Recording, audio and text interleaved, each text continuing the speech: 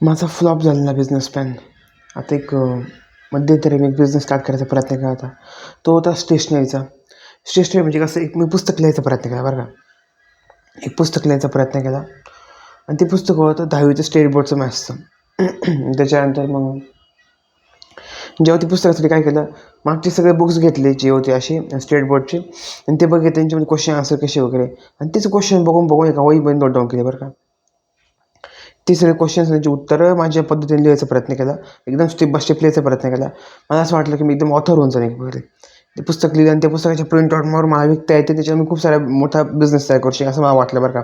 Target म्हणा, नवनीत म्हणा यांच्यामध्ये. बट जेव्हा तो पहिलं बुक मी तयार केलं, 10वीच्या स्टेट बोर्डचा यूज करून मी एक बुक तयार केलं बरं का, 10वीच्या IMP क्वेश्चन म्हणून. आणि त्याच्या काय झालं, ChatGPTवरून त्या फ्रंट पेज आणि बॅक पेज तयार करून घेतलं, ज्याच्याने ते चांगलं दिसतं म्हणून. एक फ्रंट पेज तयार केलं, एक बॅक पेज तयार करून घेतलं आणि त्याला बाइंडिंग करून घेतलं बरं का. एवढंच केलं फक्त, आणि ते पुस्तक मी मार्केटमध्ये आणायचा प्रयत्न केला बरं का. एका शाळेमध्ये गेलो, तिथे विचारून बघितलं की हे पुस्तक चालू शकेल का नाही वगैरे असं. पण आणि मी कसं केलं होतं माहिती का, एक चूक काय झाली होती माझ्याकडून. ते क्वेश्चन मी स्वतः प्रॅक्टिस म्हणजे स्वतः टाकायचे आहे मी ना, सिम्पल ते ChatGPTवरून कॉपी केली होती, पेस्ट केली होती फक्त. ती सगळ्यात पण चूक ठरली होती माझ्यावाली. मला वाटलं की इन्स्टंट पैसे कमवायच्या नादामध्ये आपण जास्त पुस्तक तयार करू शकतो, पण ती माझ्या आयुष्यातली सगळ्यात पण चूक ठरली होती.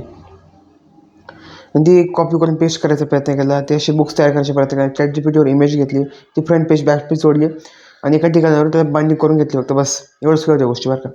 मला असं वाटलं एवढं करून आपलं आता काम होऊन जाईल आणि ते पुस्तक विकून मला पैसे कमवतात. आणि ते पुस्तक कमी कमी 50 ते 60 पानाचं पुस्तक होतं, आणि त्याची कॉस्ट ही मॅन्युफॅक्चरिंग कॉस्ट 100 रुपये होती मला, बाइंडिंग वगैरे करून मला वाटली. पुस्तक म्हणजे नोट्स होत्या एक प्रकारचे, पण ते प्रॉब्लेम असं त्याच्यामध्ये खूप साऱ्या गोष्टी होत्या ज्या चुकीच्या होत्या, की ज्या फक्त मी कॉपी करून पेस्ट केलेल्या होत्या, ज्याने समजायला पण सोपं नव्हतं, काहीच गोष्टी नव्हत्या.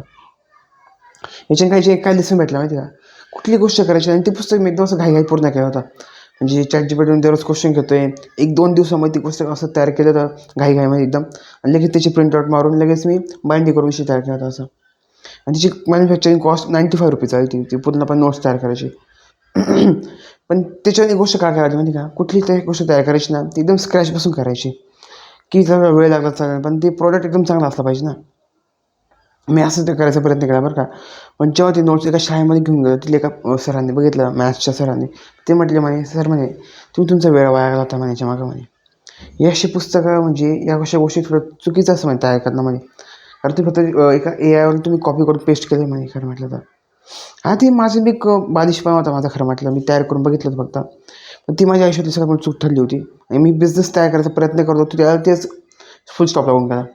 मी तर म्हणतो बरं झालं मी ते कोणातरी विचारून घेतलं. जर मी ती पुढं विकायला गेला असतो तर अजून पुढे प्रॉब्लेम क्रिएट झाला असता. ठीक आहे, धन्यवाद.